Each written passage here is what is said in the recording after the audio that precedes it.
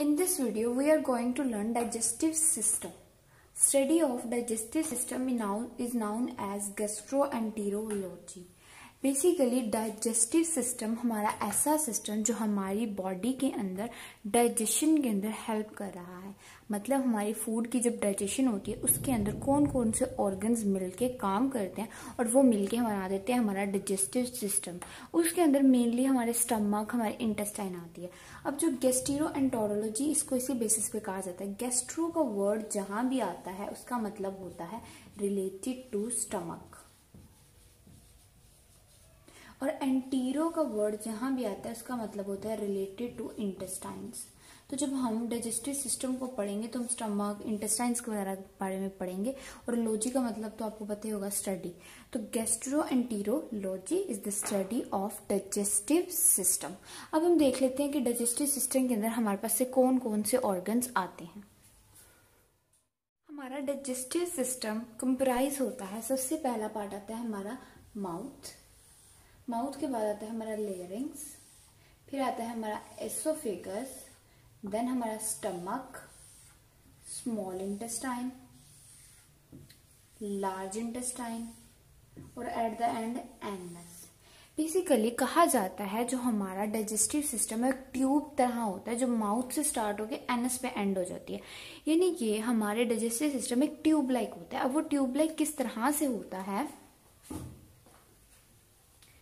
अगर हम देखें तो सबसे पहले अगर ये हमारी माउथ की ओपनिंग है, माउथ की ओपनिंग के बाद हमारे पास यहाँ पर एक आप कह लो कनेक्शन आता है बिटवीन एसोफेगस और हमारे माउथ के दरमियान में होता है, जिसको कहते हैं हम फेरिंग्स।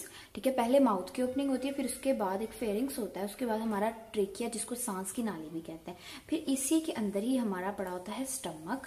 स्टमक के बाद हमारा स्टार्ट हो जाती है स्मॉल इंटेस्टाइन, स्मॉल इंटेस्टाइन के बाद स्टार्ट हो जाती है हमारी लार्ज इंटेस्टाइन, और लार्ज इंटेस्टाइन के बाद हमारा आ जाता है एनस। और इस तरह से ट्यूब लाइक स्ट्रक्चर होता है जिसको हम कहते हैं हमारा डाइजेस्टिव सिस्टम। अब ये तो हो गए ट्यूब लाइक जो माउथ से लेके एनस तक लगा हुआ होता है। इसके अलावा भी कुछ एडिशनल स्ट्रक्चर्स जो कि इसकी हेल्प के लिए साइड पे लगे होते हैं, उनमें से कौन कौन सा स्ट्रक्चर होता है हमारे पास होते हैं कुछ ग्लैंड्स। ग्लैंड्स हमने प्रीवियस वीडियो में भी देखा था कि ग्लैंड्स किसे कहा जाता है। ग्लैंड्स हम कहते हैं ग्रुप ऑफ सेल्स जो कोई ना कोई सब्सटेंस बनाएंगे, कोई ना कोई सिक्रीशन सिक्रीट करेंगे और जो फिर आगे फर्दर डाइजेशन में हेल्प करेगी। उसमें हमारे पास होते हैं सलाइवरी ग्लैंड्स,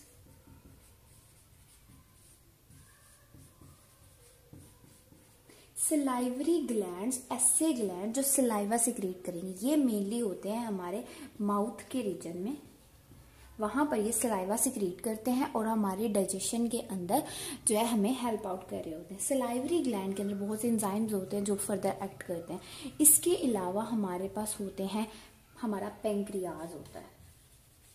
पेंक्रियाज जो है ये पेंक्रियाज भी एक टाइप है ग्लैंड की जिसको कहा जाता है एक्सोक्राइन ग्लैंड। ग्लैंड का दो तरह के होते हैं, कुछ होते हैं एंडोक्राइन ग्लैंड्स जो कि ब्लड में डायरेक्टली सिक्रीट हो जाते हैं, कुछ एक्सोक्राइन ग्लैंड जिनकी डक्ट्स होती हैं। तो पेंक्रियाज उनमें से होता है। अच्छा, पेंक्रियाज जो होता है ये पेंक्रिएटिक जूस सिक्रीट करता है जो हमें हेल्प करता है डाइजेशन में। इसके अलावा हमारे पास होता है हमारा लिवर।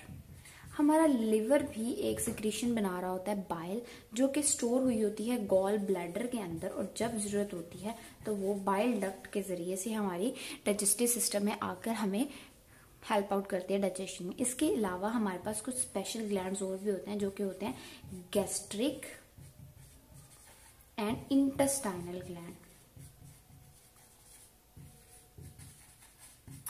गैस्ट्रिक का वर्ड का मतलब बताया था स्टमक, तो ये ग्लैंड्स लगे होते हैं स्टमक के अंदर, और इंटेस्टाइनल ग्लैंड होते हैं हमारे पास इंटेस्टाइन्स में, जो यहाँ पे इंटेस्टाइनल जूस और ये gastric gland gastric juice secrete करते हैं।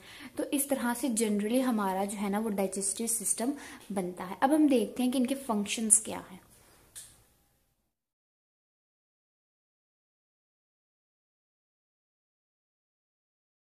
हमारे डाइजेस्टिव सिस्टम के फंक्शंस को अगर हम देखें तो सबसे पहले आता है इंजेशन।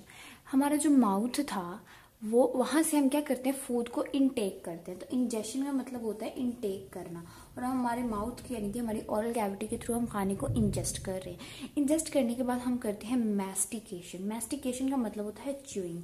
च्यूइंग यानी कि चबाना, जो हमारी ऑरल कैविटी में टीथ्स लगे होते हैं वो क्या करते हैं, उस चीज उसको जो है उसको मैस्टिकेट करना स्टार्ट कर देते हैं, उसकी च्यूइंग स्टार्ट करते हैं। जब हमारे खाने की च्यूइंग हो जाती है, फिर उधर से सलाइवा भी आ जाता है सलाइवरी ग्लैंड से, फिर वो मिक्स होने के बाद फिर क्या होता है, डेग्लूटिशन। डेग्लूटिशन बोला जाता है स्वेलोइंग को, खाने को निगलना। निगलने से मुराद ये होता है जब हमारी फूड हमारी सलाइवा के साथ मिक्स होके फिर हमारे फर्दर फेरिंग्स के जरिए फिर हमारे किस में आ जाती है, एसोफेगस में आती है। तो वो प्रोसेस जो होता है वो स्वेलोइंग का होता है। जब हमारी फूड स्वेलो होके हमारे एसोफेगस तक पहुंच जाती है, उसके बाद हमारी डाइजेशन का भी एक काम हमारा डाइजेस्टिव सिस्टम कर रहा होता है। डाइजेशन जो होती है ना, हमारे पास डिफरेंट चीजें होती हैं। हमारे पास कार्बोहाइड्रेट्स होते हैं, हमारे पास प्रोटीन्स होती हैं, हमारे खाने में लिपिड्स होते हैं मेनली, उसके अलावा भी बहुत से कंपोनेंट्स होते हैं, कार्बोहाइड्रेट्स, प्रोटीन्स और लिपिड्स। जो कार्बोहाइड्रेट्स की डाइजेशन होती है ना, वो करता है एंजाइम अमाइलेज। वो एंजाइम प्रेजेंट होता है सलाइवा के अंदर, तो वो माउथ में ही स्टार्ट हो जाती है। किधर स्टार्ट हो जाती है, हमारे माउथ में। प्रोटीन की डाइजेशन करवाने के लिए हमें चाहिए होता है पेप्सिन एंजाइम, जो स्टमक में रिलीज होता है, फिर इसकी डाइजेशन स्टमक में स्टार्ट होती है। डाइजेशन का मेनली मतलब जो होता है ना, कि बड़े पार्टिकल को छोटे छोटे पार्टिकल में तोड़ना, और वो काम किसकी मदद से होना चाहिए, एंजाइम।